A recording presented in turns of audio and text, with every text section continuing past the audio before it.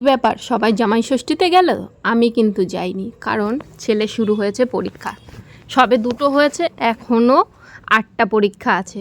নমস্কার বন্ধুরা, আমি তানিয়া চলে আসলাম একটা ছোট্ট মিনি ব্লগ নিয়ে। ছিল আজকে ছুটির দিন, শনিবার, তাই সকালে একটু লেট করে ঘুম থেকে উঠেছি। আর কাল রাতেও বাসন টাসন কিচ্ছু মেজে রাখিনি। ওই যে বলে না, ছুটি পেলেই মানুষ একটু কুড়েমি হয়ে যায়, সেরকমই।